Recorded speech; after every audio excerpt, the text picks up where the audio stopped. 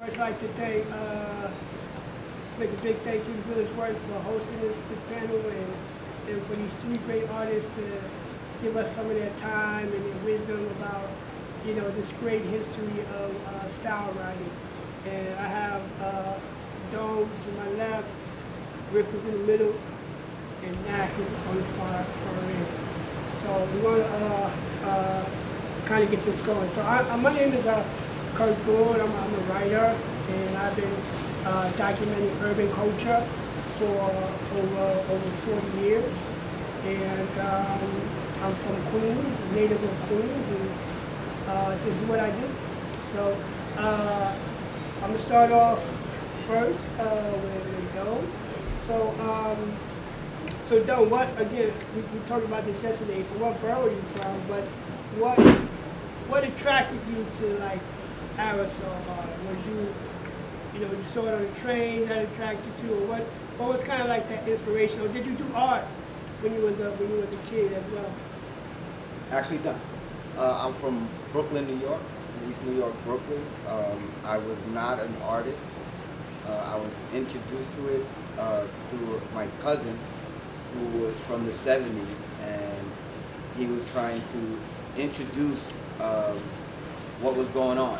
He was older. I was like 10 years old. All right. And he was trying to show my brother and I, who was a couple years older than me, what they're doing. He was from East Harlem, and we was always in East Harlem visiting and stuff like that. And he was trying to show us what was going on, what they're doing, with teenagers and stuff like that. But I wasn't a teenager yet. But my brother was on the cusp of that. So I just happened to be there, and my brother kind of attracted to it, but he was more, chasing women or chasing girls. And as a young kid, it caught my attention, and I wanted to do it, and that was it. And with no schooling at all. No schooling. I had no art background. Even when I started doing it, I didn't ever, consider it, any type of art. It was just like, that's what we're doing in the streets. You just follow them, and it's like a lineage of from their past. And they're like, hey, this is what we're doing. And as a kid, you pick it up, before that, I was into like, watching the early days of wrestling and skateboard. I was a kid, Okay. And so that caught my attention, and I was like, I want to do this. And then I started looking, through the neighborhoods, and I started looking at trains. I was so young that it was hard for me to focus of what I was looking at. Trains were going by so fast, and your eyes like, and you're trying to really figure it out until one day I went to. I would visit my aunt in the Bronx. It's ominous that I have family all out through the boroughs. So we were in the Bronx, and I was with my cousin who introduced me to it. And in the distance from her window, you can see the 4 train. Oh. And he's just like, hey, this is so-and-so, this is so-and-so. From a distance, I was just like, now I'm like 11, I was just like, oh, okay, I see it. And then all of a sudden, these doors, like the train pulled in and the door was open, and then they closed. Right. And I saw a Yosemite Sam, and it just it put me in a trance. That was just like, what are they doing here? I was just like, what are they doing here? And from then on, like I learned to focus and go, okay, don't instead of being on the platform, find a place from the distance so I can, like, my vision can catch it. Mm-hmm. and then you start seeing repetitive names, and you just start seeing names over and over. And my cousin was like, yo, that's the king of so-and-so, that's the, this dude does it a lot. And you're taking the information and you're absorbing it. And I ended up running with it, and secretly, just as a kid, I started drawing, but I never wanted to do like characters. I just was interested in the name. You never trained to do it. Right. Okay. And so I taught. I'm self-taught. Self-taught. It's very self-taught, and Right. Just like anything, you practice until you get to the level, of like hey, I'm ready to go do this. All right. Nah, You're nah, on paper, I feel you. and it's like I you got to feel you. crawl before you can walk. Yeah, I feel you. And that was my introduction, and I took it from there. Yeah, I love that, man. So how about you, Riff? What borough you from, and what attracted you to aerosol? I'm from the Boogie Down, and I was attracted because of these two brothers, Chris and Bonanza. I was in the basketball court playing with them, playing ball, and they went over and they seen my school books, because after school I would go to the courts and play. And they opened the book and said, yo, you got a hell of a handwriting. You ever thought about motion tagging? I said, motion what? And then they showed me. They said, come with us, so we're going to show you. And we went to the 4 train, which was on 170th, because that's where I lived in the Bronx. And we walked to Jerome Avenue, and they gave me a dry marker, which was like a glass bottle, and it was about this big, and you could fill it up with ink, change the inks, and that was the first marker I ever wrote with. And they started motion tagging. I watched them from afar do it, and I picked up on it, and then I started tagging.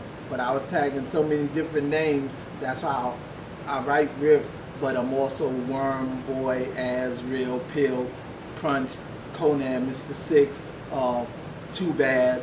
You know, I have more than one alias, and everybody knows that ever wrote that. You know, I started a thing about as many names as I could write, and I tried to do the whole alphabet. But that's how I was introduced to it. And How old were you? I was 11 when I first started writing. So I And you wrote went to into the train yards at 11? Yes, Wow. with the under the watchful eyes of Bonanza, All right. which he was older than me and Chris, but my mom was a very disciplined lady, and she used to be saying, you can't go nowhere without an older person.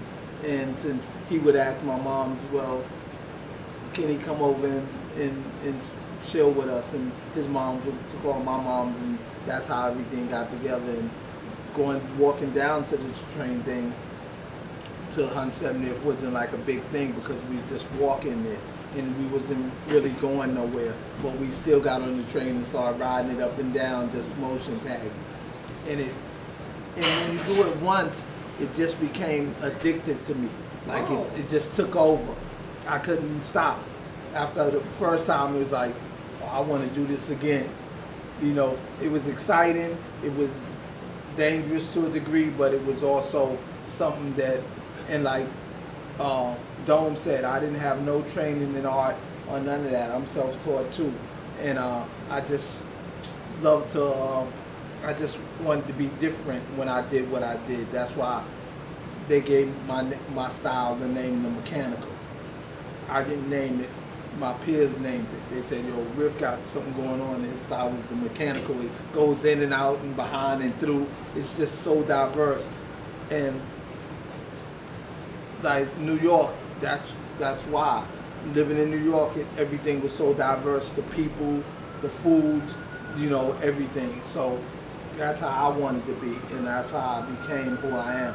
This is, what years was this? 71, 72? 71. 71, okay. We're talking 50 years ago. It's a long time.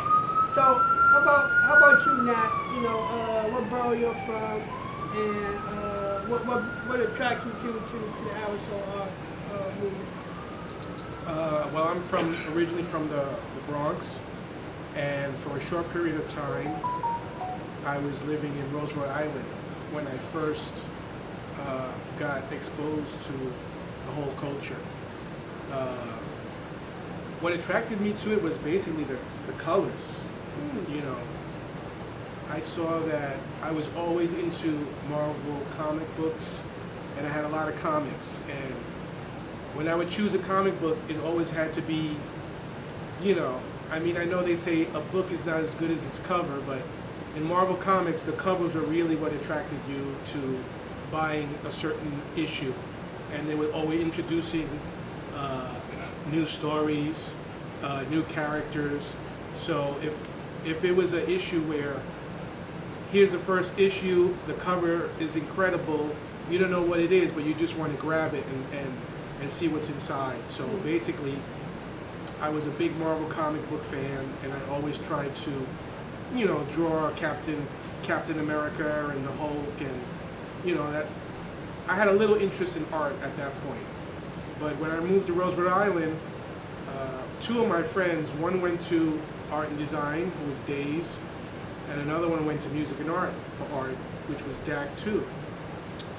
So they had these black books that was basically, it's an artist book, and inside there they opened it up and it had all these incredible artworks from different names, from people who went to their high school or who they knew, and I was just like, oh wow, what's this? You know, he's like, yeah, you got to get a name, you got to find a name to write, and I was like, okay, and I think I did my first, I couldn't think of a name, I did a Kevin piece in the notebook, and then I said maybe I'll write my zodiac bull, B-U-L-L, for Taurus.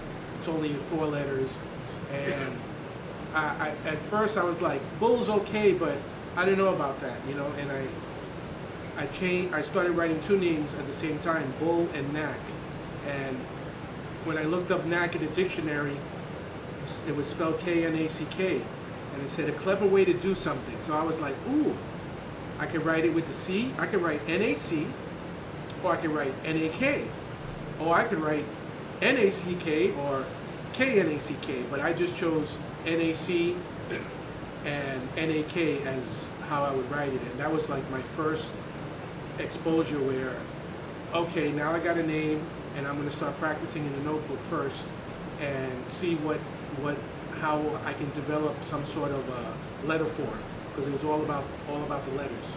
So what year was kind of This like is probably 70. I moved to the Roseville Island, it was 77, so it was probably 70, 77, 78, because I have a picture of the first piece that I did, and it was on the Roseville Island tramway. They got the famous tramway. They have an electrical big building, so, and it's facing the East River, facing the heliport that's on the 60s, or used to be there. Mm-hmm. So nobody could see you. So I chose that wall, and me and Dak did some straight letters there, and that was my first time. I have the picture still, and it says April 28, 1979. So even though I might have started in 78 or maybe late 77, I just choose that date as a date that I really did something for the first time. So that's why I trace myself to 1979. Oh, that's amazing. My second question, since you talked about the Black Book, I really want to expand on that a little bit. The Black Book is part of the culture, right? And RIFF, you did a lot of work with inside Black Books as well. Was that a way you draft what you want to do on the train, or the Black Book was something you do on your own? Black Book was just developing for me your skill. to develop, because I could do something in a book, but then I'll get to the train and it'd be totally different. That's why people was like, yo, you can't mess with Riff. He's one of them guys that he'll do something once and he'll make something better when he get on the train. And I noticed that, and Faye used to call me a photographic memory, because I never did what I exactly did in somebody's Black Book. I would always rearrange it by the time I get to the train. I was just that gifted at that time, you know, not bragging or nothing. It's just true. If you would have been there, when you go and look at my page and you see all the 70s stuff, I didn't go past the 70s. Mm-hmm. And you look at my stuff that I've done, you'll see how advanced I was as a young kid, and that I was always striving for the best that I could put out there, never less than the best. I wanted to do my best foot, because that's what my mother always said, whatever you do, put your best foot forward, and that's what I did. Playing basketball, running track, playing football, I always tried to going to class, I always tried to put my best foot forward, you know, because that's the only way you can achieve anything, if you go out there with the desire to really do what you do. So I'm gonna just pick one train, because I was down in Miami at the museum, and they was talking about this one train you did, and the Dove train. So with the train was a masterful piece with these colors and designs in it, and was that you said you improvised, but was that originally conceived like in a black book, and then when you got to the train? No, that one was just did because it was a whole car top to bottom, and I just ran with it. I just wanted to do big letters and see if I could really, maneuver them on a big scale, because I could, window downs were smaller, so when you do a big scale, I wanted to see how proportional, how well my eyes was at measuring the train, because I didn't have a ruler. You couldn't bring a ruler there, so I measured with my eyes, like by the windows, looking at the windows, and I was like, each window had a separation that made me look like, okay, I'll put this letter, the D here, then I'll go 2 more windows over, and I'll put the O on these 2 windows, then I'll go over, then I'll have the V, then the E, then the 2. And the thing about that is, in your mind, you start measuring without knowing.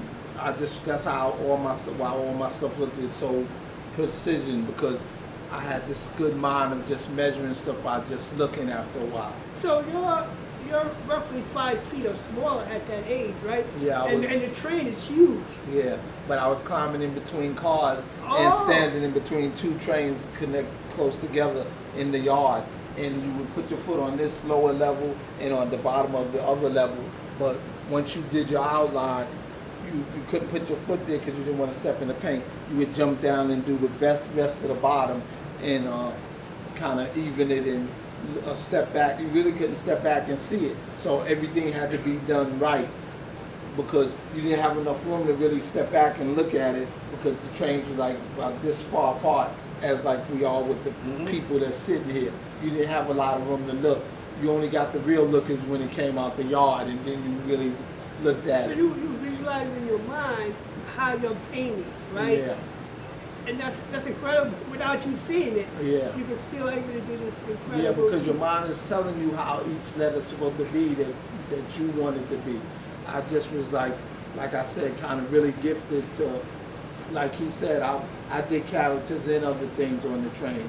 I did God, top to bottom black figures with afros and alpaca sweaters and platform shoes and everything. And I even did a muscle car with the smoke blowing out, my name in a cloud.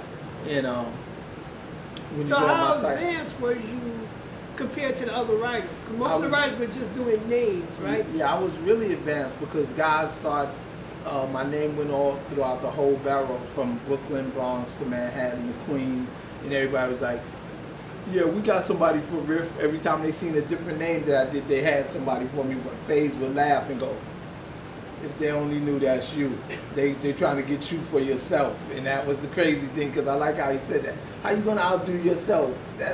You can't outdo yourself, because each time you do something, you always create. So how you gonna outcreate you?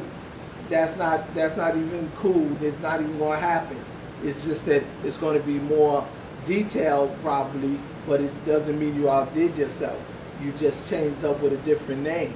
Oh, okay. And you made it a different way. Right. But not everybody painted like that. No, not everybody. Right, I just happen to be like I tell people, I just was I didn't come out crawling. I came out running. Like Dome said, you gotta crawl before you walk. My mom used to always say that, but I was one of them guys that sometimes I didn't even crawl first. I just walked.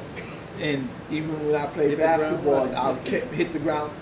Yeah, you was killing I it ain't right gonna away. tell the story that Yeah. like I didn't want to even keep it longer, but when my mom's had me, I came out in the house on the floor. She said I was swimming across the floor like a worm. So I know she didn't lie to me. She said, yo, so that's why I know I came out running, because I came out of her just slithering like a worm. So when she told that story, and I used to be laughing, And she's like, no, ask your aunts and them. And they'd be like, yo, you just came out on the floor. She had you right now. Water broke, you came out, and you came out like you was coming down a ride. Just slid down her leg and just slid across the floor.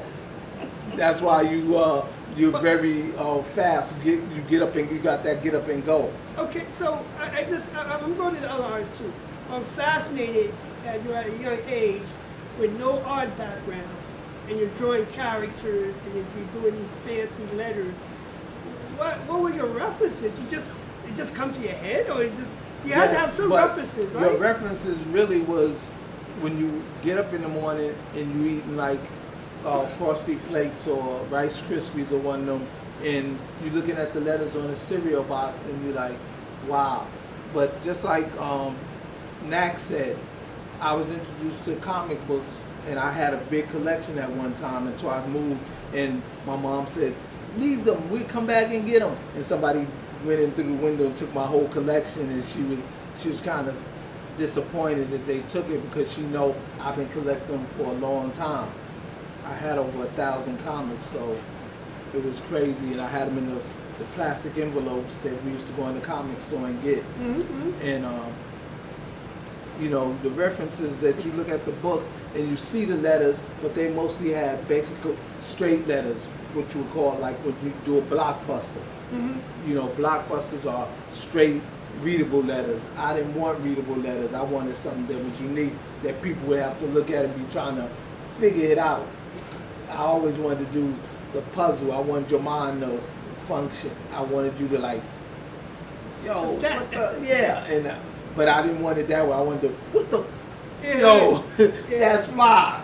Yeah. That's my, Incredible. I love that reaction. When I got that reaction, I knew I did something right. Because when I used to come back to the bench at 149 and guys used to see one of my pieces or somebody they thought was somebody else, and they'd be going, yo, you see that mother? Yo, he's nice. You know, everybody, you know, he knows how the story goes when you're sitting at the bench and everybody's there watching your stuff go by. Even a businessman, when he seen that tiger stripe, he stepped back off of the train just to look at my tiger stripe, and his briefcase got caught in the door, and he was fighting with it to pull it off. And I was like, wow, that's unique.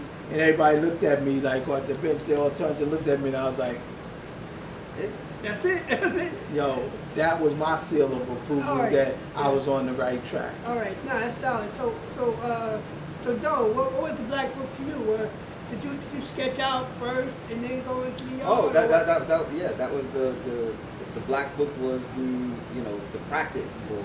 That was when I saw what other kids were doing, they were like, oh, you gotta have a black book, and I was introduced through the black book, and I was just like, oh, okay, let me go get a black book, and I sucked, until you develop. And the black book helped me to develop, like between, looking at the guys on the trains and looking at walls and stuff like that, you pick up pieces and you're emulating. You're actually emulating what first you emulate it. Okay. For him it's different. He was coming out the gate originally. Right. And I'm from much later, so I was just, I was looking at all this stuff and just like, okay, okay, let me try that, and you develop, and then and then you start like, oh man, I'm getting okay, I'm okay here, and then you keep going. But it took me a long time before I had the nerves to go in public and do it. It was you're at home, in your comfort zone, and right. you're just pages and pages and pages, and also you're practicing your name, right. your signature. Right. So you stop and do that. I want to say you do 10,000 signatures before you develop something. You just write your name on everything. And then, doodling or whatever, and just write. But the black book was the introduction for me, and it was also the developing stage.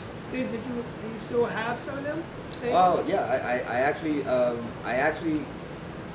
I recently found one of my original black books. I haven't been posting it because it's a little emotional. All right.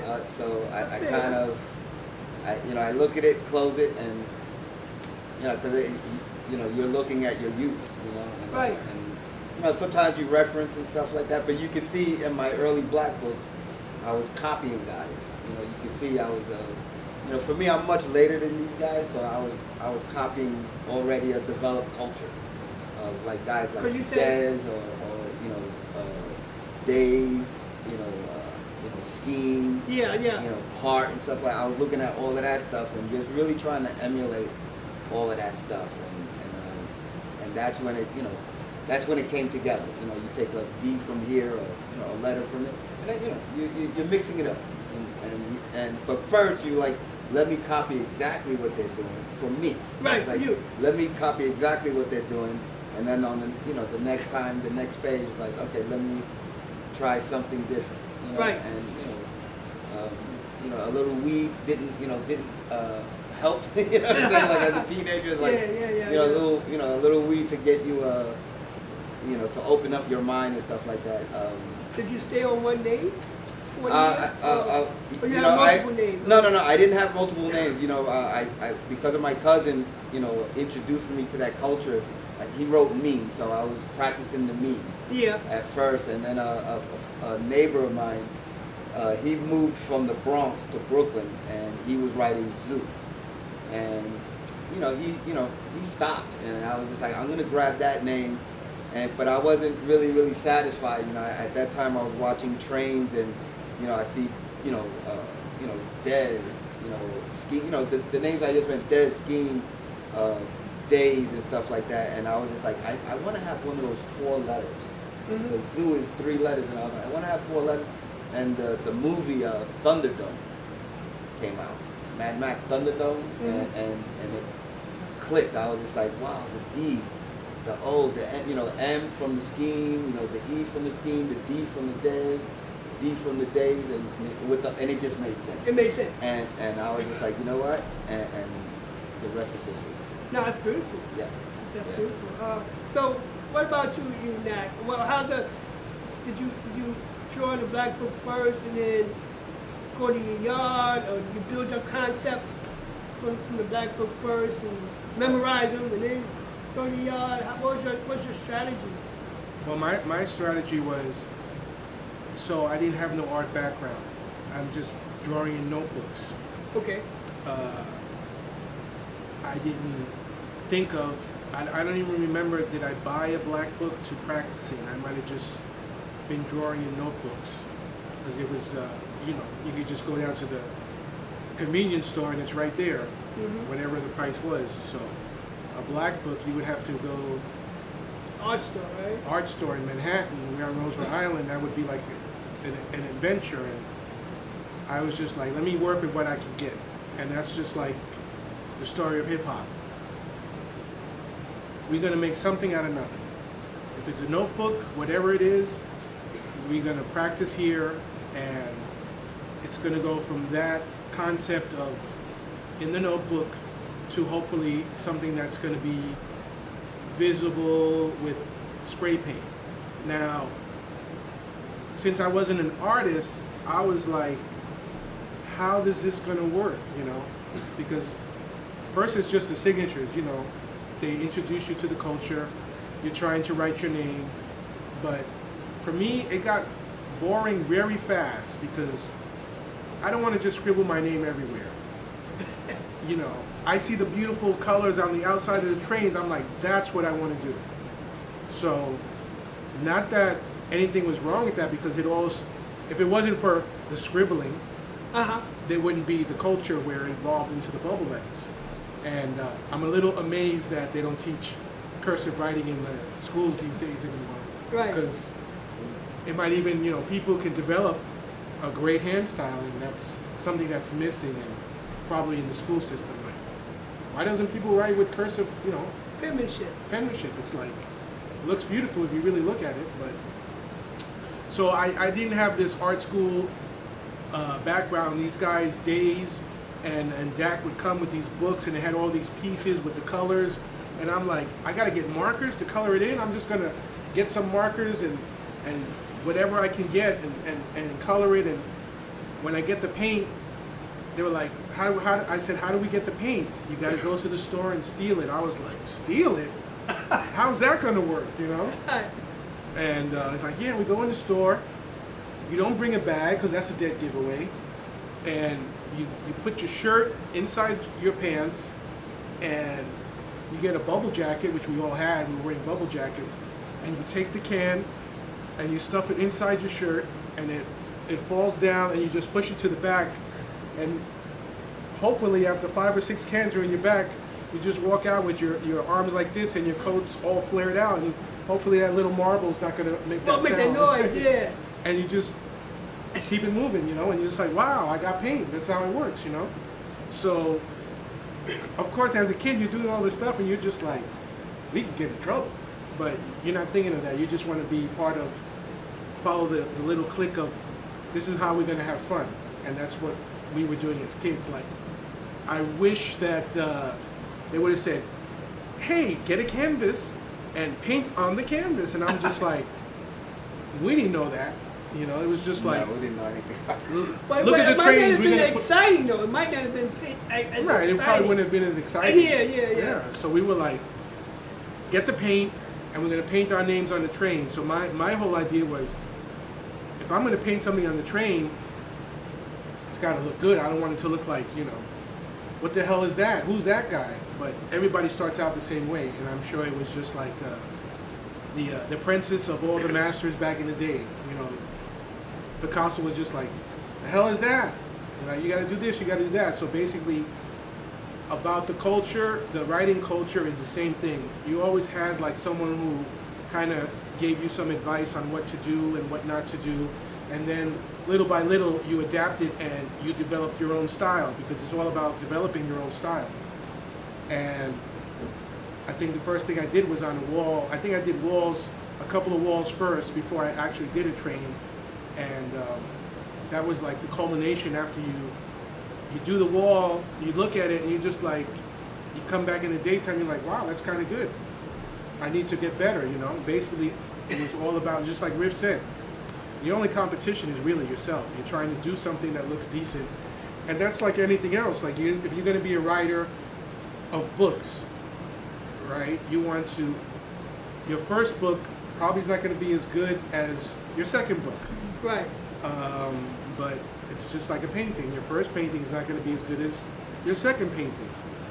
So basically, my whole philosophy was, after each piece I did, I wanted to do something better to top that and to get people's attention with the colors, and hopefully develop a style where people will be like, oh, who's that guy? He's doing some really nice pieces, you know? And just from there, whatever's going to happen, you know, it'll travel around the whole city. I took pictures.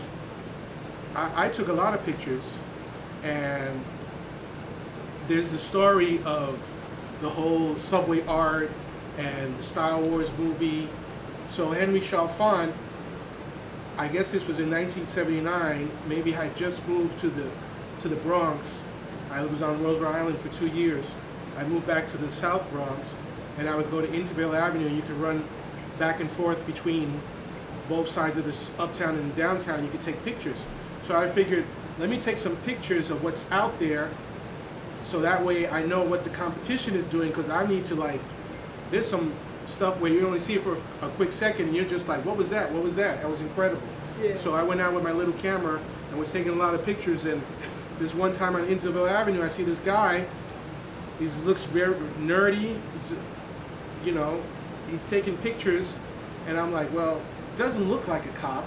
And he's like, hey kid, are you one of those writers? One of those, you know, you do this? And I was like, yeah, I do this. And he said, where can I find other writers? And I said, you go to 149th Street in the Grand Concourse after 3 o'clock.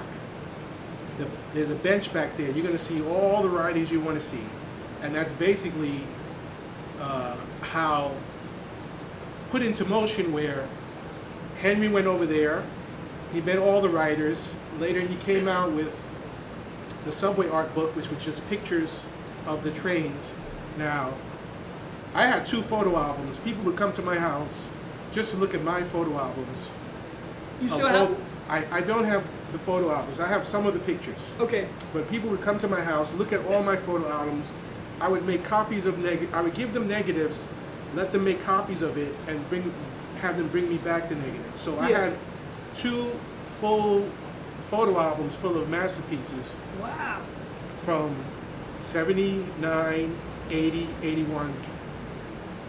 And basically, I wish someone would have said, hey, you could publish a book with those pictures. Like, who knew that stuff? Yeah, who knew that You know, stuff? Yeah. I didn't know that stuff. But by the time we got to 82, I was trying to get my high school diploma, so 82 was like, I wasn't even thinking about what's next with this art thing, because nobody knew what was going to happen in the next phase of it, which was the galleries and all that stuff. And it was just like hip hop. People were doing shows, they were rapping at shows, then the tapes were being passed around. Next thing you know, there was vinyl, right? So it was sort of like evolved, just like the computer. Now we have Windows, right? Oh, open that window up. So, and not to get off cue, but you was hanging with Days, and Days, he went into the gallery scene early, right?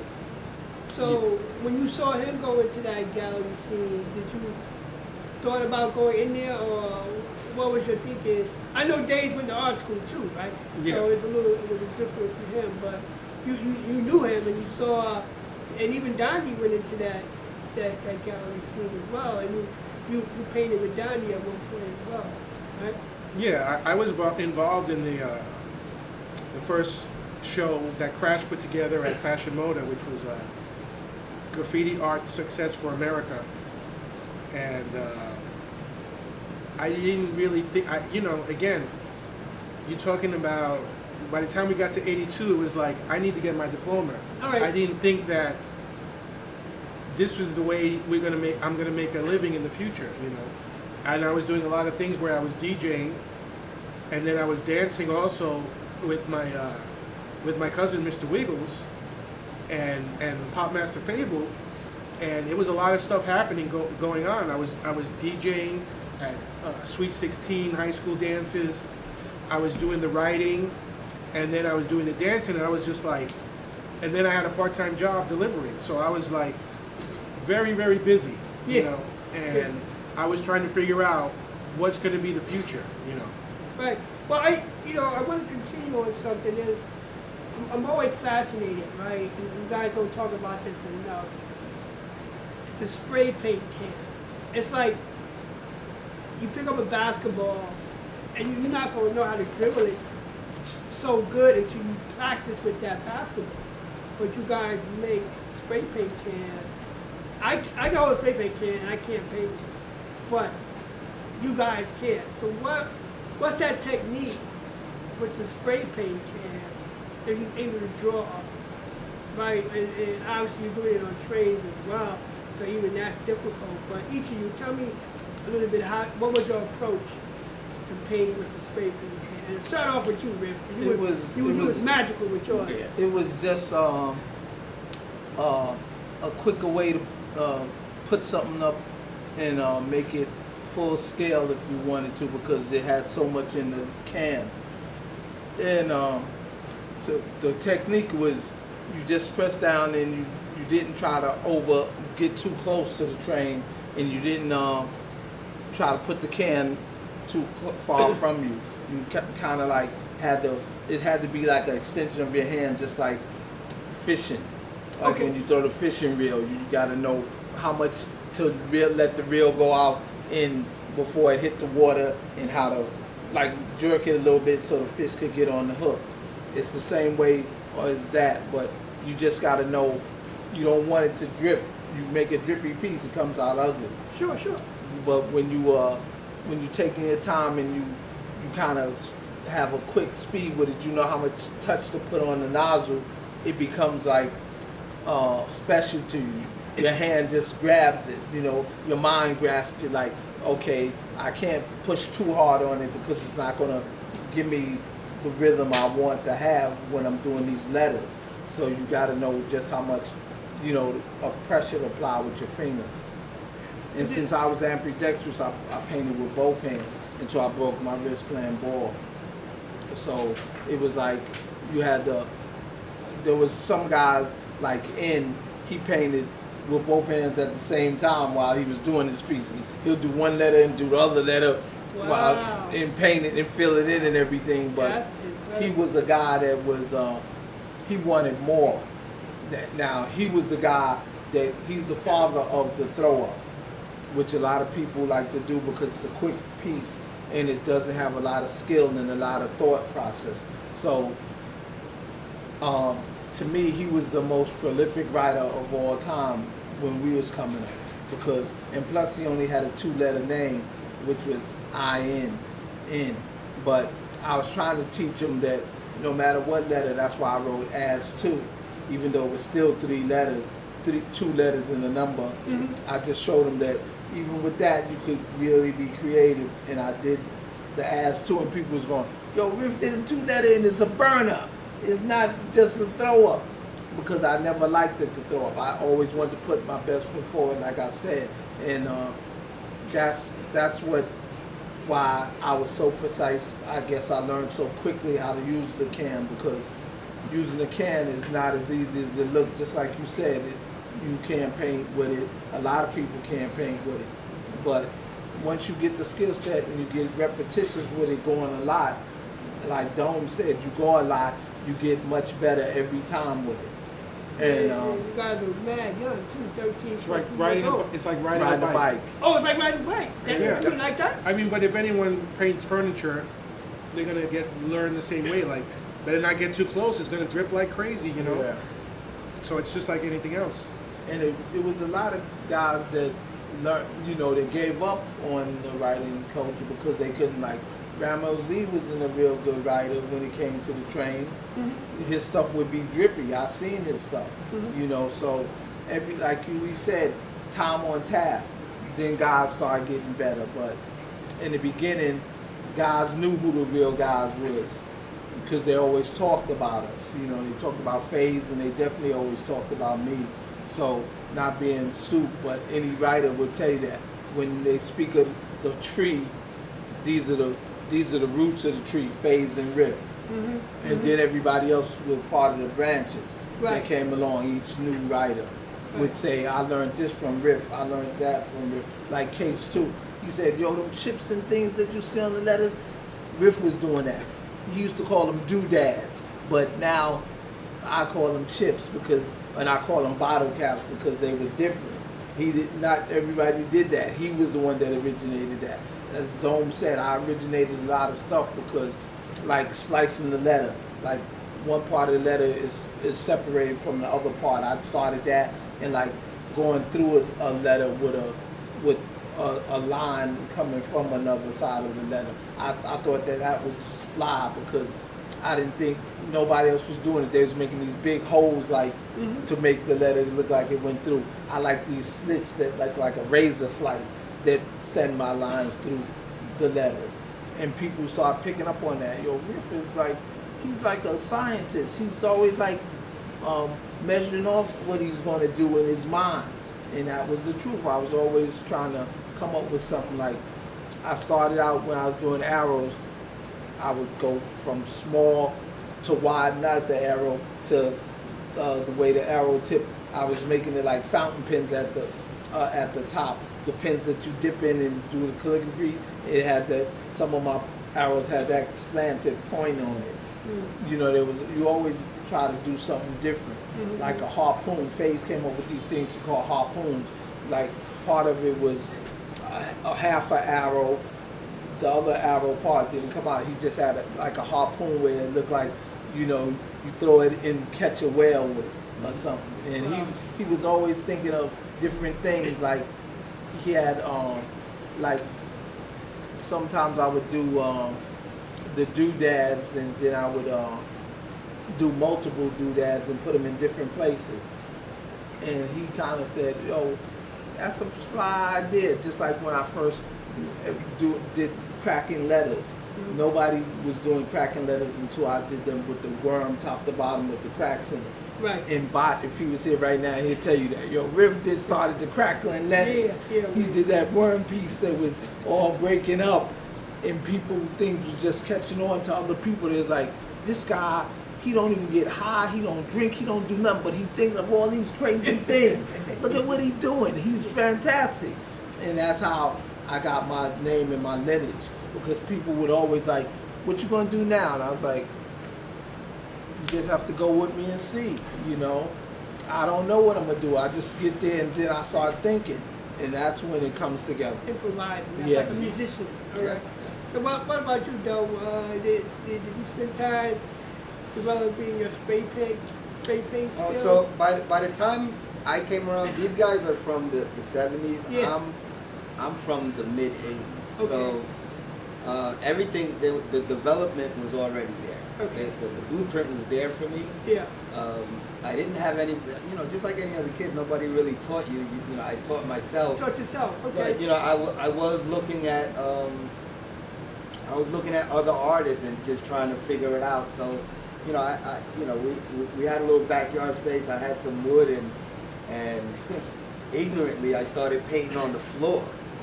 And I realized, for me, it was an accident.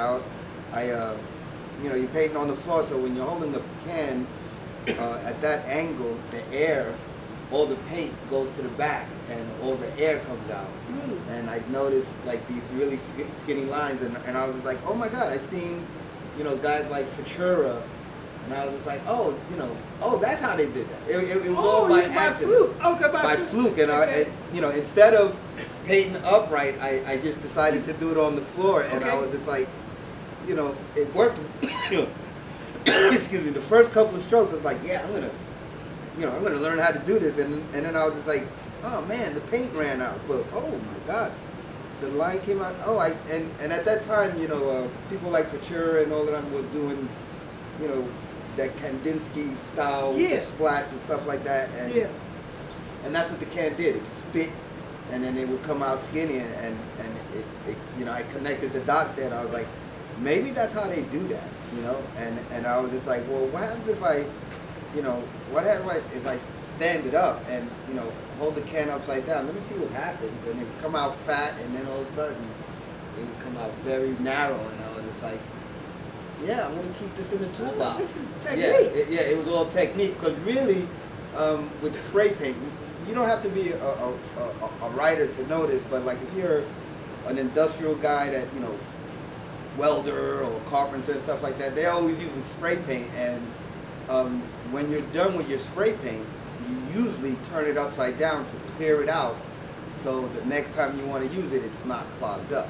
I don't know if anybody knows that, but that's, you usually empty, turn it upside down so it's just air. It's like cleaning the nozzle, and like I use that as a technique. Okay, as a technique. I ended up using that as a technique.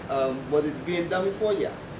But I learned, for myself, and in my time when I was riding on trains and doing like places like the Hall of Fame in East Harlem, I would utilize that. Unfortunately, because we weren't using great cameras, it's very, like in modern times, like when I see the pictures, you can barely see.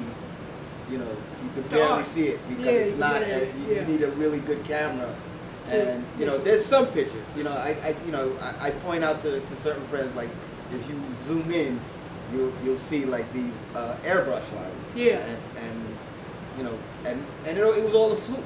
Yeah. It was all a fluke, and I utilized it. So if I want to do, example, you always saw guys doing like cracks or lightning, and so I was just like, oh yeah, like. I would do the thin line, holding, between these two fingers and holding the nozzle, and I would do like what I would think it looks like lightning, Right. And then,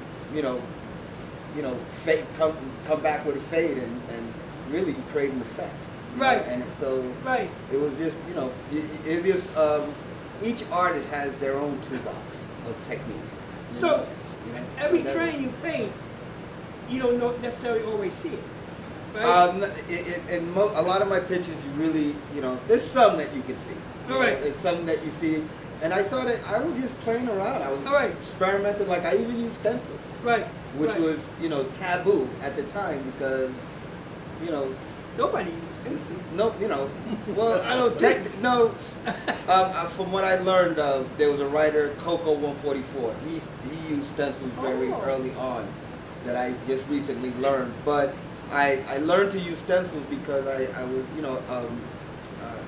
you were there yesterday. My college, my writing college was going to the Hall of Fame and studying these masters, the guys that were already good.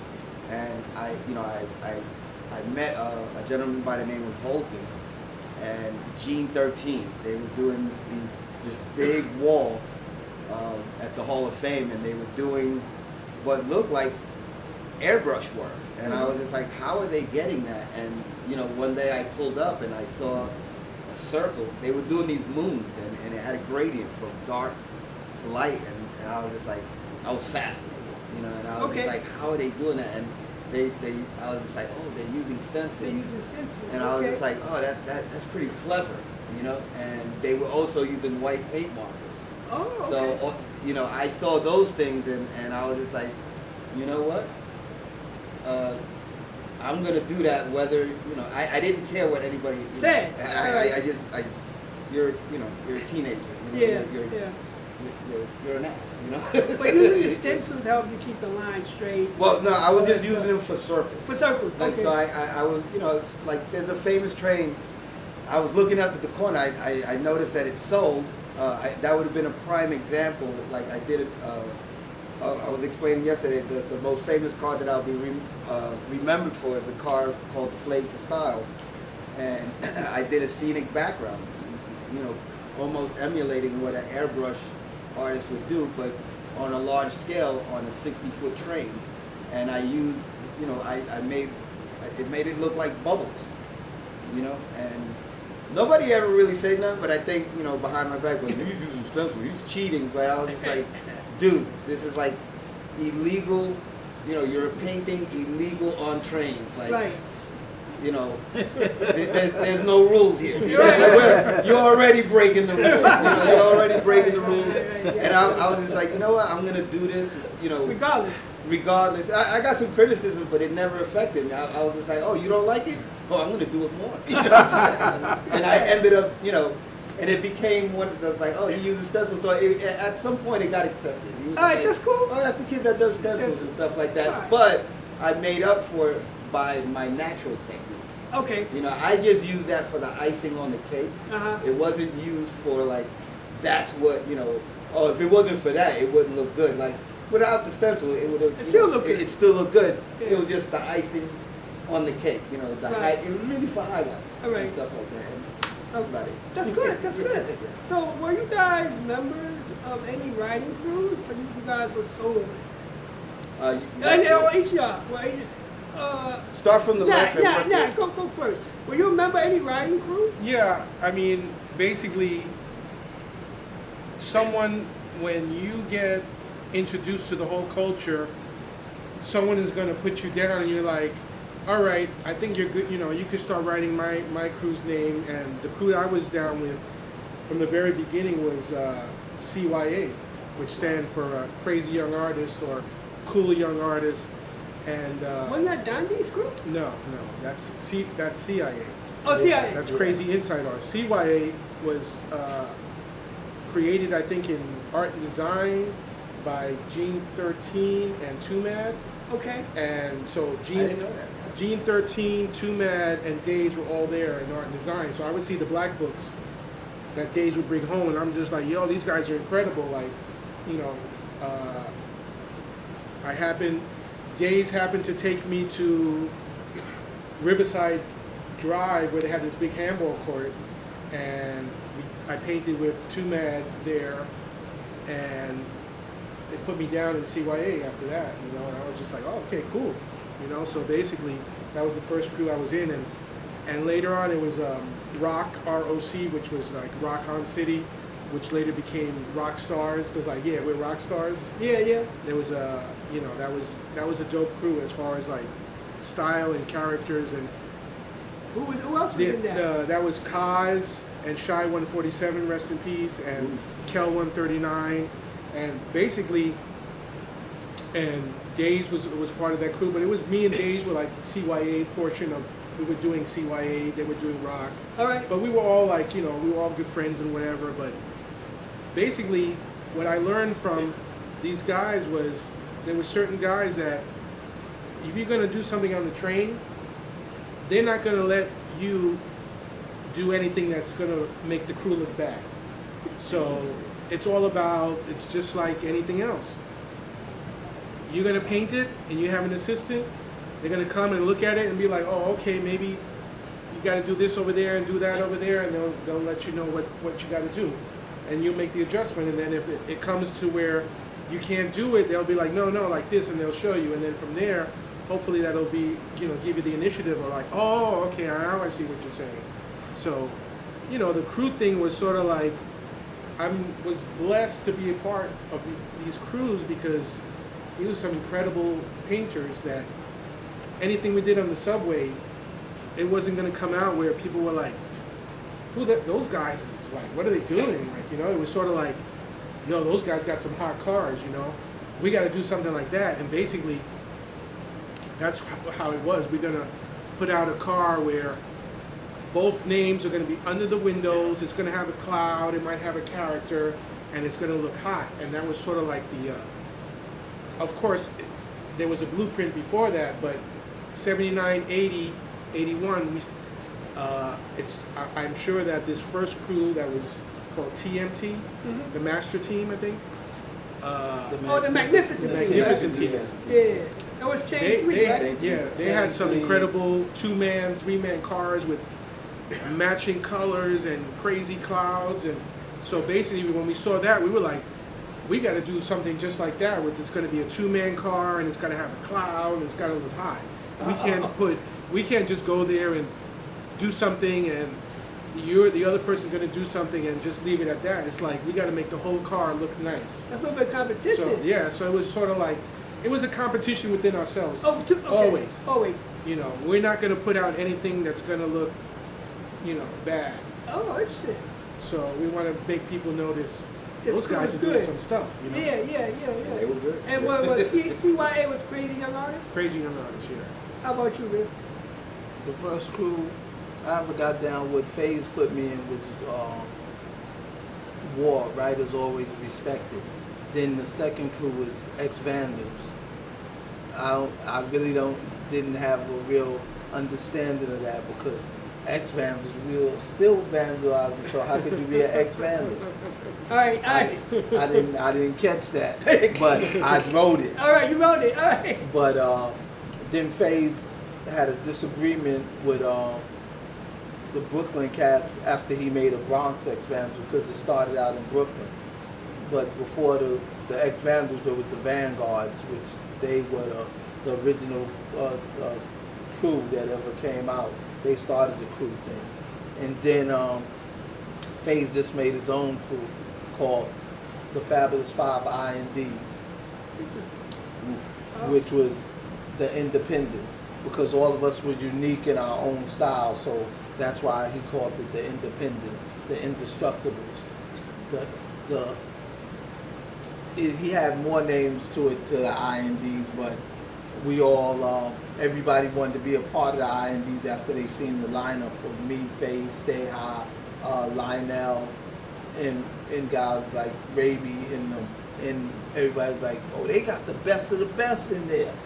I want to be a part of that. Everybody wanted to be down. But FaZe was very selective of who he put down, because it was all about, like NAC said, quality first, not quantity. It's quality, because all of us had a skill set. And me and FaZe always wanted to do the best that we possibly could do at all times. And just like NAC said, I would help a lot of people. It's other writers that I did their outlines and stuff, but I don't talk about it because they're them. When they do their stuff and they need help, I just try to help them and show them the best way to possibly do it. And then they would pick up on it, but they wouldn't do it quite like me, but at least they learned by looking and really getting close, like with a magnifying glass, which was their eyes. They'd get up on the car and they'd be like, yo, that's how you do that, okay. But it was special to help people, because it was each one teach one when we came up. Okay. It wasn't no violence among us. It was family. We were all family. We did the same thing. We all helped one another. We all, like was said, you get your hand style first, because the hand styles really came from the 60s and the 70s. After that, guys forgot about hand style. They started just wanting the piece, and they never achieved a great hand style. That's why my hand style within itself is so unique to most people. They look at my stuff and go, yo, Riff got this crazy tag style, but I just did that because I wanted to be totally different. I thought Stay High had one of the most prolific hand styles, him and FaZe, because FaZe would do the P that was real big, and then the H fit inside of it, then the A connected, everything connected. It was like a one-liner.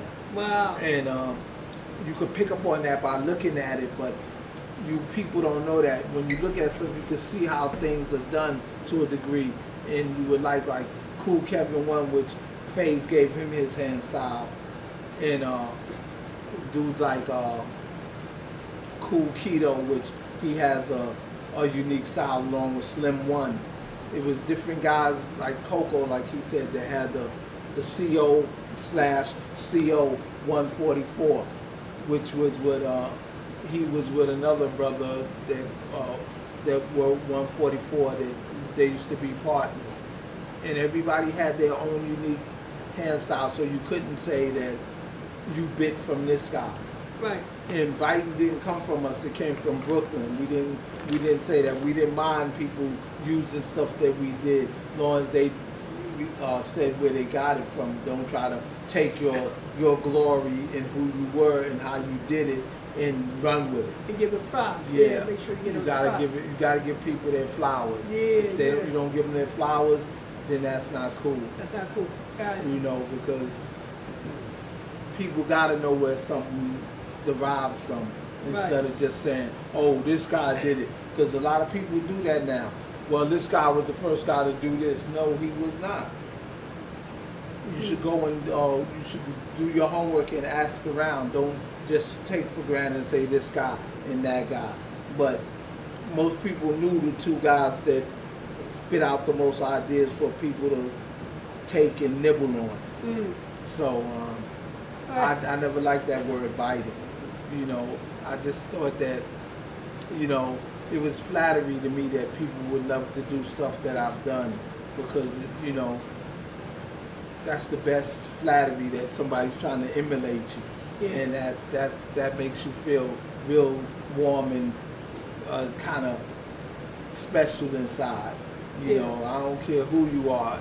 If somebody's trying to do something that you're doing and they let it be known that's where they got it from, you're going to feel great about it. Right, you know, you ain't going to have no hate for them. You just say, like what DC said, he thought I was very special. He referenced you, yeah. Hey, how about you, Don? Were you in the crew? Because of the time that I started, I'll note this.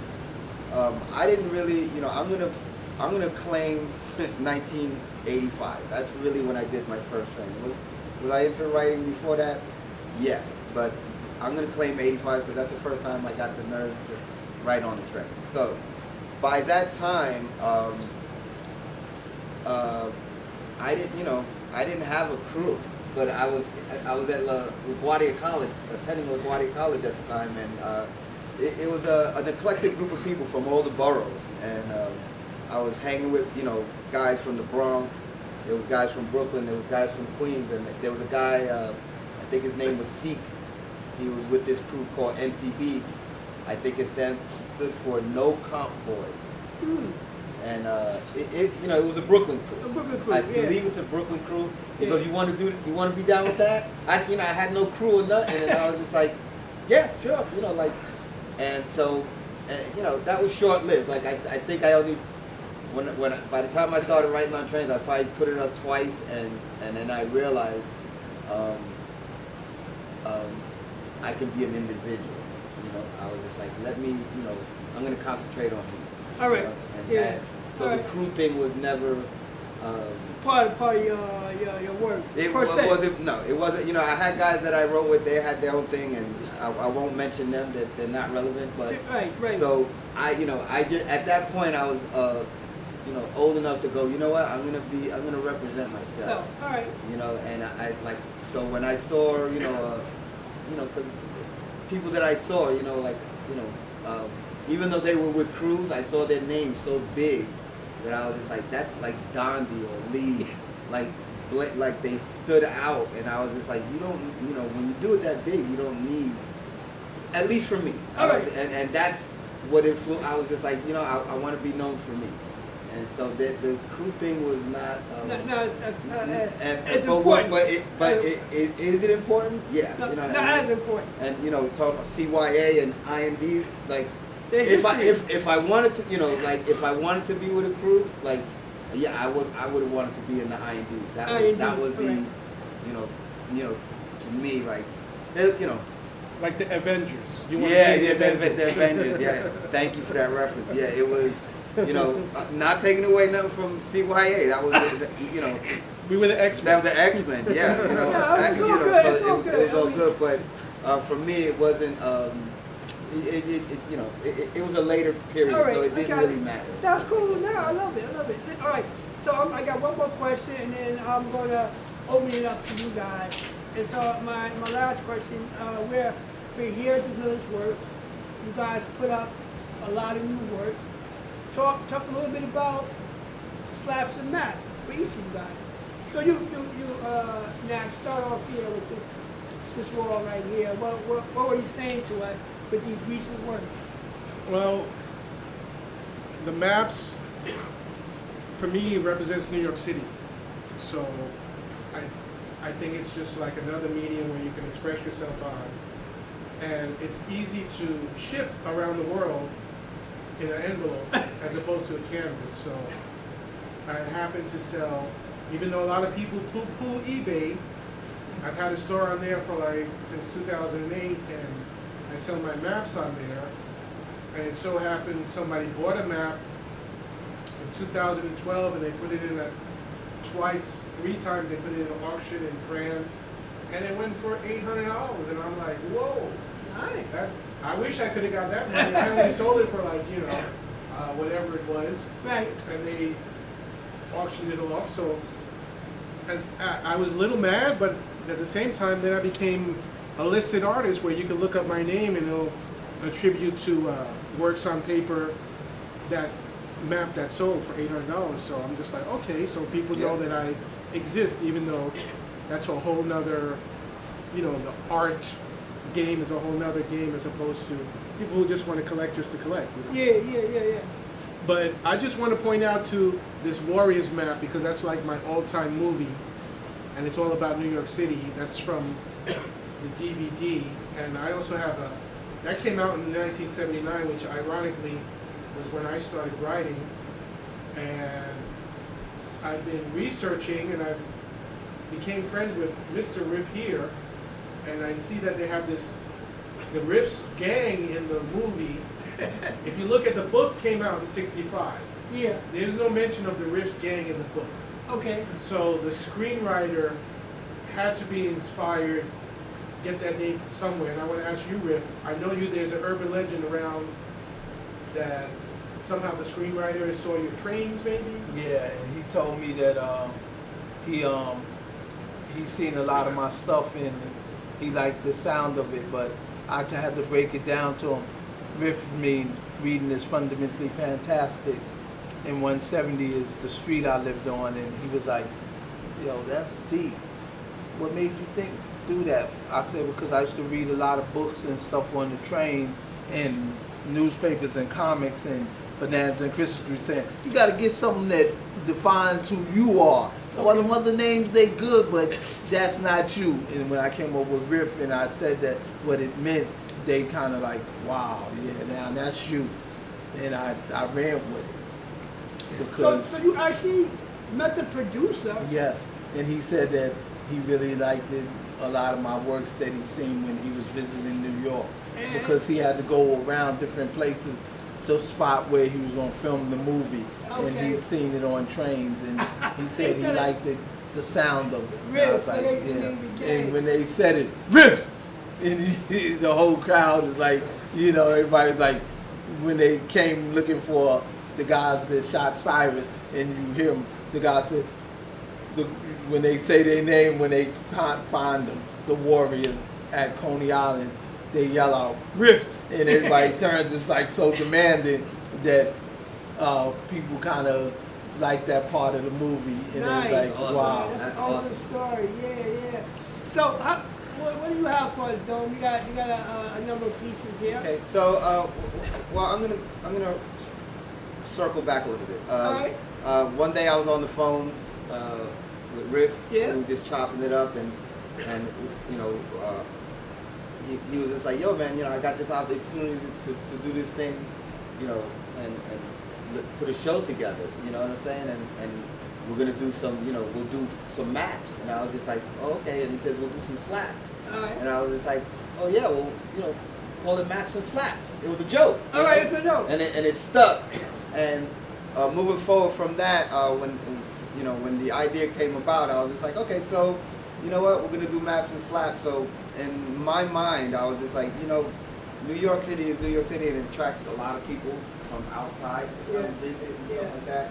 So I was just like, it would be nice, or wouldn't it be nice, if I can give you something to sell you a piece of New York, to take home with you. Yeah. And, or even, you know, you live here or whatever, just having a piece of New York in your living space, in your office space or whatever.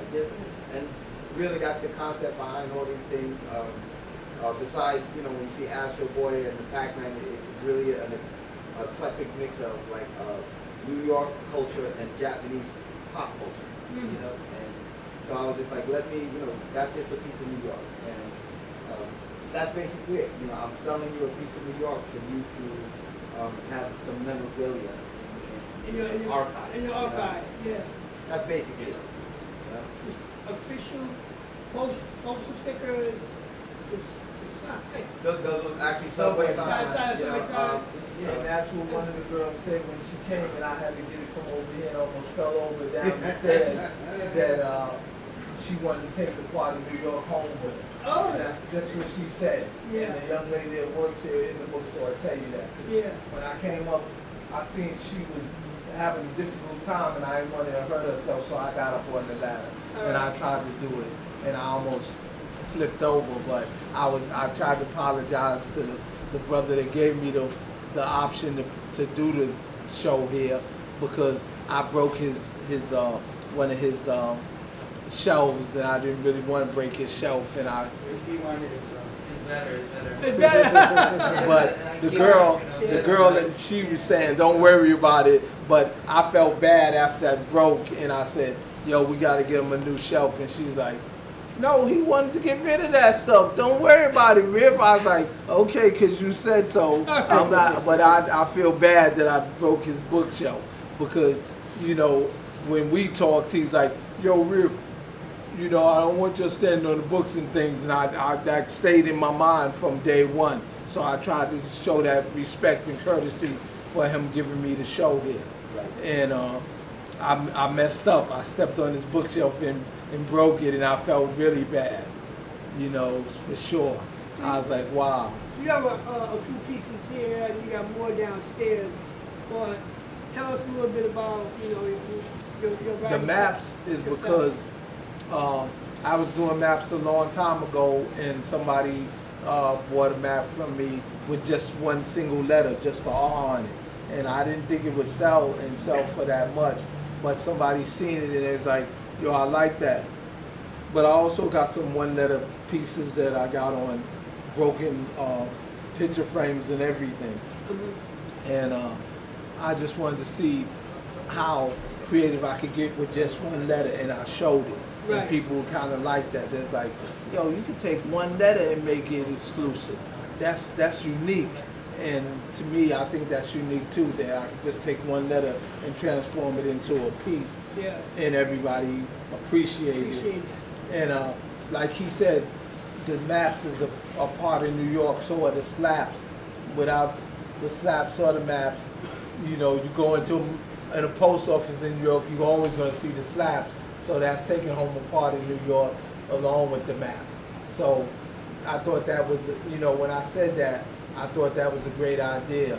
And then he assured me with it, yeah, maps and slaps. I was like, okay, Yeah, it we're was going to cool. do that. It was Maps cool. and slaps. Yeah, Because I like nobody it. ever I did like that. it. I So like it. we the ones that came up with that. Yeah, So yeah, we yeah. we coined that because we always were advertisement from the day we hit the trains. Yeah, You know, yeah. so the big advertisement places ain't gonna never tell you they got their ideas from the writers. Yeah. But just like Nike, just do it.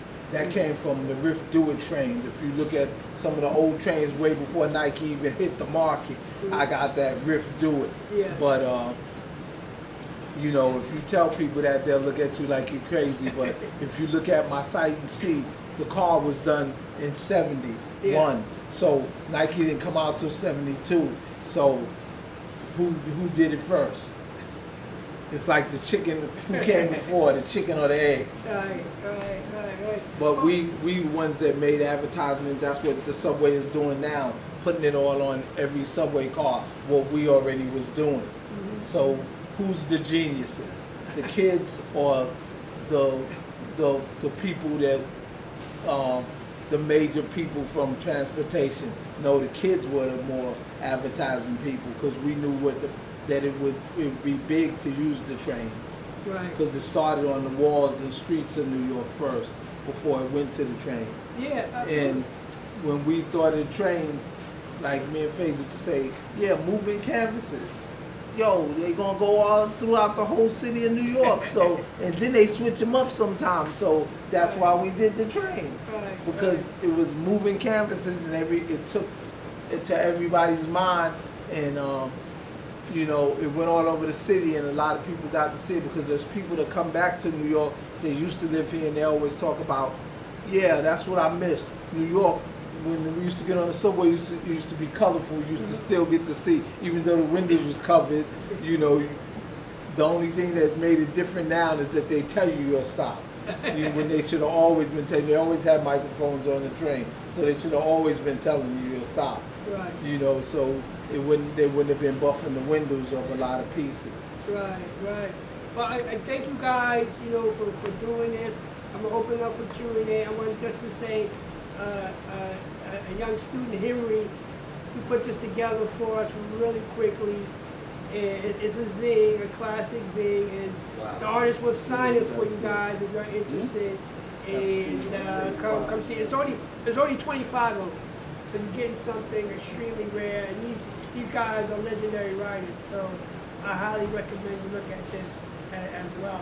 So I'll open up to you guys what you guys think, what kind of questions you have, if you have any. I want to bring something up. I don't know what you guys think about this, but you know, Riff, you're you rank number 4 by Complex. You know, you ever seen that? Graffiti, 50 best graffiti writers. You're ranked number 4. I found that interesting because it's like, Yeah, at least they're respecting the history. I think that they only did that because of the many names I have and the different ideas that I've come up with.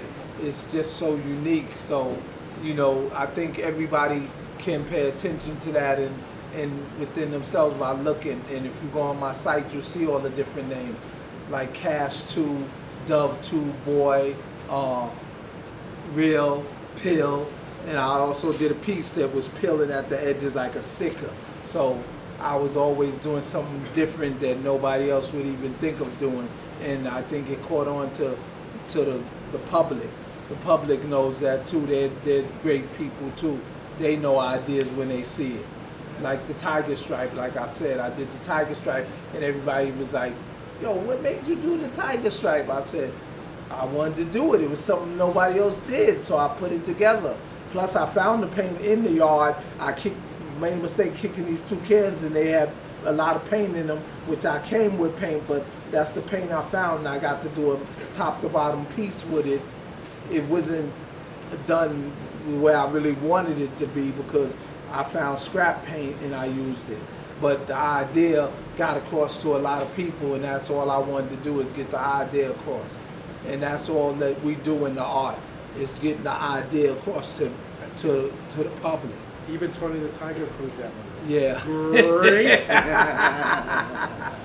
That's a pretty good honor to be number 4 Yeah. The top Yes, graffiti artist yes, in New York. it is. Just to Oh, wait, even, top writer. I think that a list is bogus though, because it's so many guys that are talented that, you know, a lot of guys just go on different things.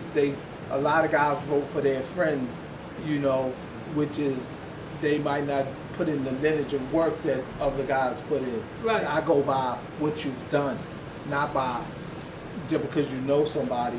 And Hype. I'm not too thrilled about even being number 4. I'm just glad that they thought of me. All right. You know, but being number 4 is cool. Yeah. But it's just that I wouldn't rate myself. You know, he said somebody else rated me, so that's cool. I didn't go out there rating myself. All right. Even And though you said that what made me do it, I was very competitive, like with the writing, like basketball. Yo, I burnt you. That's where that term came from. Yo, you got burnt. Why you say that?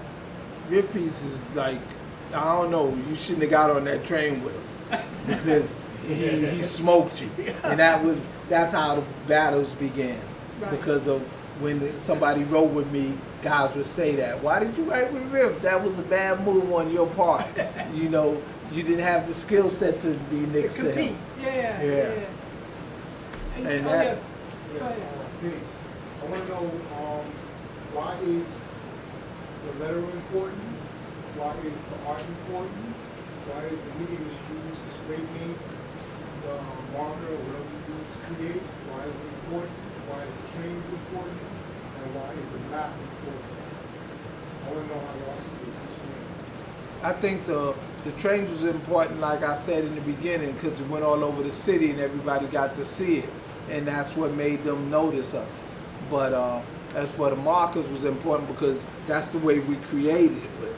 And the paint was important because of that too, because we was able to do multicolored pieces that would fascinate the mind. Like he said, Dome said, when he seen it, it was like, whoa. Everybody's thing was like, whoa. When they seen it, like when a piece of mine came out, like the RIFF with the guy with the bell bottoms with the platform shoes and everything, came by on the train and people seen it. They was like, yo, this kid did a top to bottom character, and the clothes he got on is to the detail. Even Dome seen that and was saying, yo, the button slits and everything was so perfect for a kid at that age to do. And I was young when I did that. So all that played in part, where you can see my skill set. Like I said, I came out running. I didn't come out walking. I came out hardcore from the beginning. In my style, I never did a letter style where I sprayed a fat cap and went around it. Every time I did a style, it was a big proportion from my first style to my last style. You know, I never did just a tag, like a fat cap and went around it with a skinny cap. You know, I always created letters. And letters is the most. How do you see it? How do you see it work? You want to go first? Or We wouldn't be here if we didn't have the tools to create. You know, it's just like the computer. These they've always, you know, the graphic design, more programs created so you could do better graphic design. Same thing with the marker, same thing with the spray paint. And all these great murals you see now, they're companies making spray paint specifically for artists to use outdoors, and some cans have the slow pressure, low pressure, so you could create like, you know, you're using just a regular brush. So it's all very relative in the sense that the trains, even though we were just kids and we were having fun, you can go to a city now and you see these great murals. So you call it whatever you want, street art, whatever, but it started from us painting our names, you know, and now we have this great art form. It's being used, it's going to be used, and it's not going anywhere. And it's just like the story of hip hop, you know, it's not a fad. Writing has been around since the beginning of time. So it's just like the guy who drew that elephant on the wall back in wherever, thousands and thousands of years ago. We are going to be attributed to these guys painted the subway with their names first, and then it turned into these bubble letters, and now they did characters, and now boom, here we are 2022, we got all these crazy murals. Maybe the letters are not there in a lot of these pieces, but it all, if you know the history, it all started from when we did our names on the subway. It's to correlate to your question. This is New York City. There's 8 million people here. The year is 1970, and it's just like I want people to know who I am. And somebody had the idea of putting their name on a traveling billboard and really turn this world upside down by doing that. Especially New York. People knew what that was. Not you didn't have the internet, you didn't have cable, you didn't have too much. You had, Yankee Stadium and the Mets, it's like, and that was your pastime. You got to think about in terms of pastime. What did people do? And there wasn't that much. There wasn't either in Times Square looking at hookers or you at the Yankee game or whatever. But you're doing things in New York. There was a lot, certain things to do. You had Broadway and all that stuff. So wherever it is, you're going to see this name passing by. So that really is a special feature in New York. Like that. A couple of kids, teenagers, are writing their names, and people are recognizing it, and it evolved from that, and it became a phenomenon. So yeah, like important, and even moving forward, like now that it's a globalization type of art, everybody wants to do the history of I'm from California, I'm from Germany. Let me give you the history, and I'm just like, pump the brakes. Your history is New York City. That's it. And you got to keep in mind, New York is an eclectic place with if you look at these books, there was a lot going on in New York. A lot of underground things. Writing on trains and like the street jams, what became hip hop, were two separate things. Drugs, underground, prostitution, underground, tattoos from New York, underground. There was a lot of underground movements, the rock underground movements and stuff like that. So these things, connected, particularly with hip hop and with writing. And if there's one person on this earth that you can make the connection with, because I grew up with Spanish music, and listening to soul music and stuff like that. So I everybody grew up different. The white kids from Queens were listening to Led Zeppelin, Rolling Stones. In the black neighborhood, the Motowns, the funk, things that were coming up. So those, when it merged, and it's the importance. Like for instance, I'll use an example of what I consider the greatest writer of all time, Phase 2. Now his name was already ringing bells in the streets in 1970. There's no no internet, no nothing. It's just word of mouth and a visual writing on the trains. And he had the connection of writing on the trains and going to like hanging out with Cool Herc, playing basketball with him. That was another thing, street basketball, underground. That ain't that's something else, you know what I'm saying? So like he merged that, and you have to give him credit. So what does it mean to me? Oh yeah, it means the world. That culture and that movement is what we're looking at today, in modern times. And that's it. Yeah. Why is the map? Oh, the map. The map is iconic because when you come to New York, the first thing you look at, because you don't know your way around here, right? You better learn that map. You know what I'm saying? You're gonna learn that map, and it's important because if you go to the wrong place, picture 1971. You're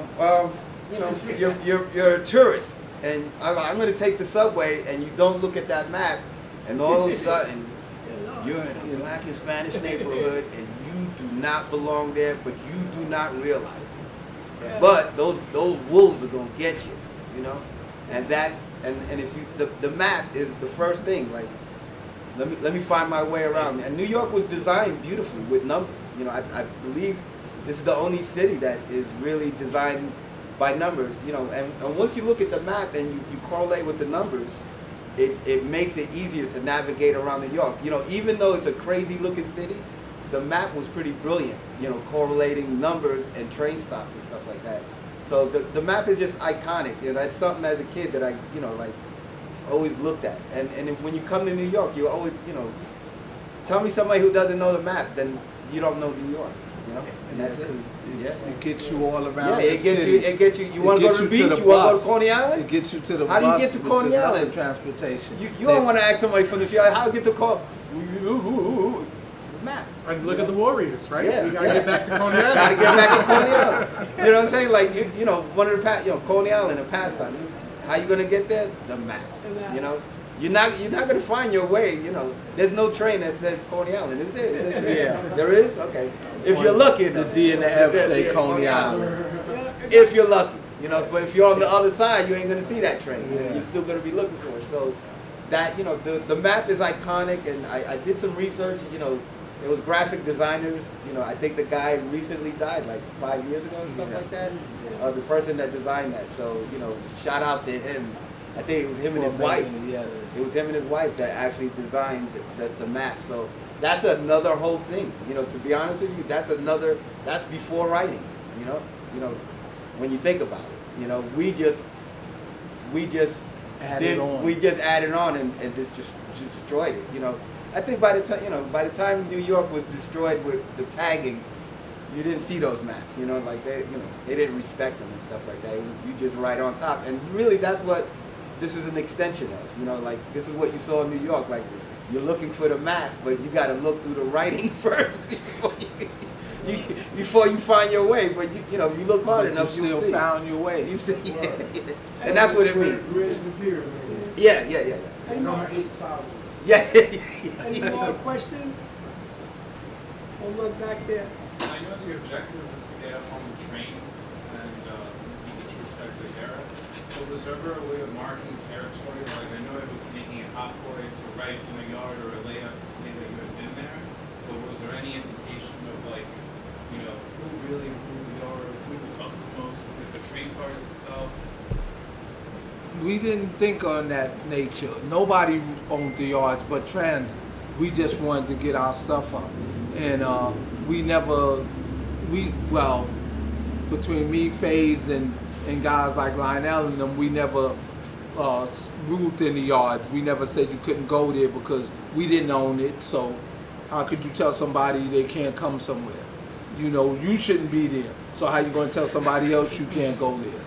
That's ignorance. But things like that did exist. Speaking of underground cultures, another one is gangs. We had underground, you know, we had gangs in New York City in the late 60s and 70s, people coming off of Vietnam, and, you know, they throw them back, you know, damaged, you know, in the street. And the gangs, you know, in certain parts, you know, gangs in the Bronx, gangs in Brooklyn, they did mark their territory, but it wasn't really connected to writing.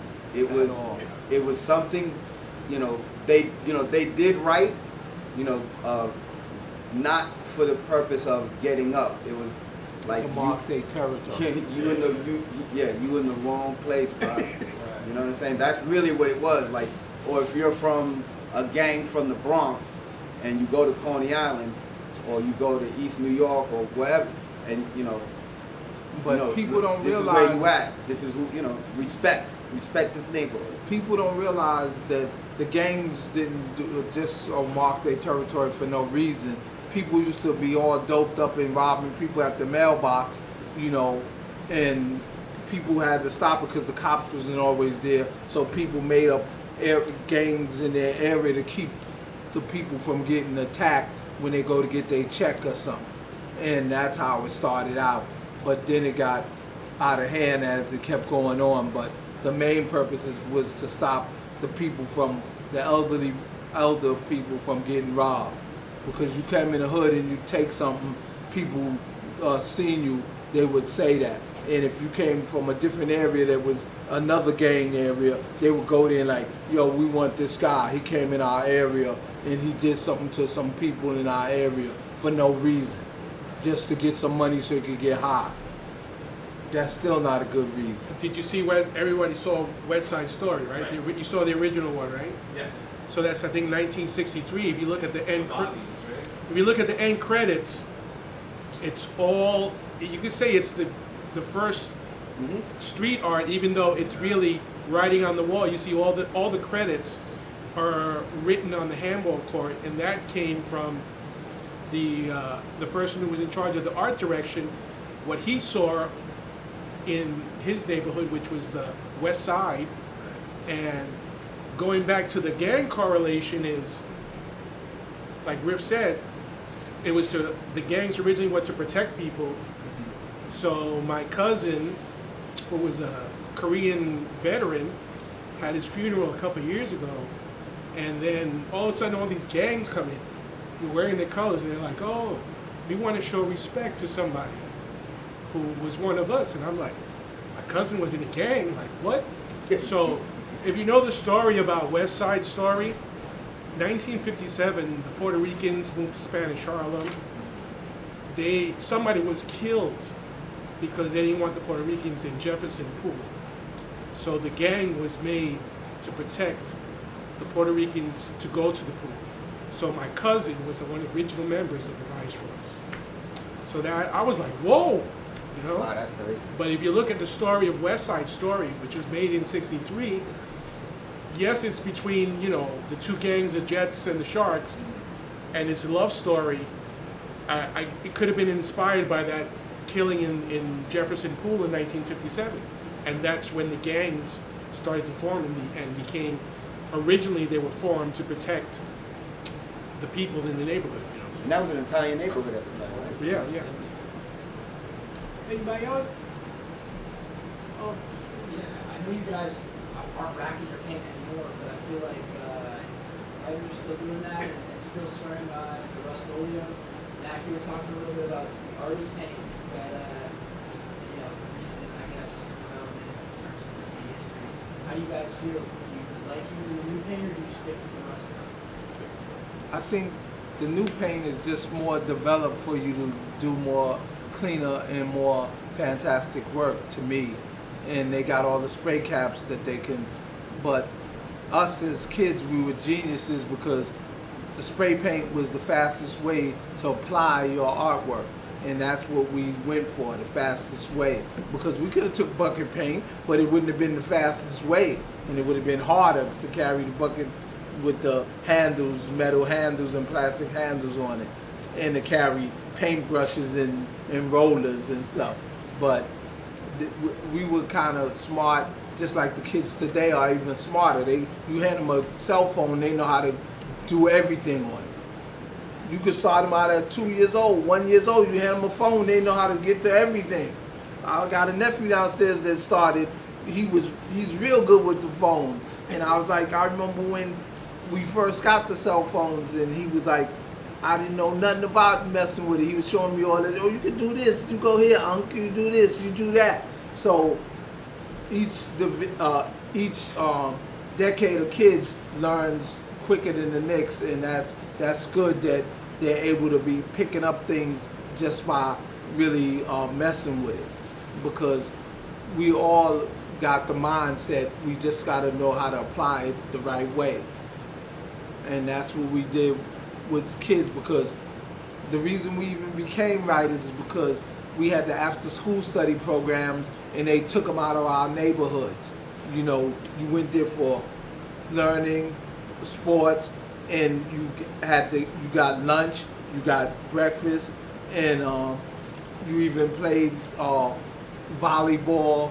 You played the ball with the little thing, something like tennis, but it has the little wings on it. oh, You had waffle ball, yeah. you know, bagging. Oh, badminton, okay, Yeah, Yeah. well, I mean, to circle back to your question about like rust and stuff like that, in modern times, like I still paint, I wouldn't use it. The new paint is superior. It was designed for us. I believe Krylon and Rusto dropped the ball. They didn't have any respect for this culture. So they never developed something, for us. So the new paint is superior. So you're making paint for me.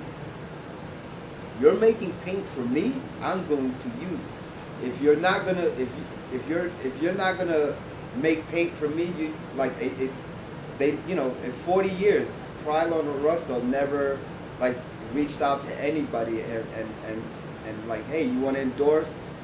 Maybe kids will start buying this stuff. So no, to me, I wouldn't use it. It's junk. Compared the pigmentation of the new paint, it's much richer. It's thicker. It looks much better and stuff like that. It's a lower pressure for can control, and it makes like a young kid can pick it up and really start picking it up much faster, and doesn't have to work so much on technique. And for a seasoned vet like me, it gives you the opportunity to today in modern times, these guys that do these, it's really highly technical and incredible, and that paint affords you to do that. So didn't Montana Cans start from the art form from you guys? Like they built it for. They built Yeah. it. They built It it was for you specific. guys. It was specifically for you guys. It's like building me a artists, fucking yeah. fast car. Artists, It's like me. I'm driving a station wagon and souping it up and drag racing with it, and here comes along this company going, hey, you don't need that. I'm gonna give it to you with a fast engine. You're just like, yeah, thanks a lot, but yeah, this is it. So for me personally, no, unless I'm desperate for a color, you know what I'm saying, like to fill in, but no, in modern times it's not. They didn't. And do you understand that why they wouldn't support? They dropped the ball. We stole paint for 40 years from them, so yeah, they got a chip on their shoulder, but they didn't turn that around. They weren't smart enough to go, hey, let's turn this around and make it for them. You would have beat out the other competition, coming from around the world. So they dropped the ball, not relevant. All right, cool. All right, guys. That's It's been a it. pleasure. Thank everybody so for coming. much, and Thank you for coming. Make a map. And listen to our stories. We appreciate y'all. Yeah. Without y'all, that wouldn't be us. Thank you, everyone. Thank you.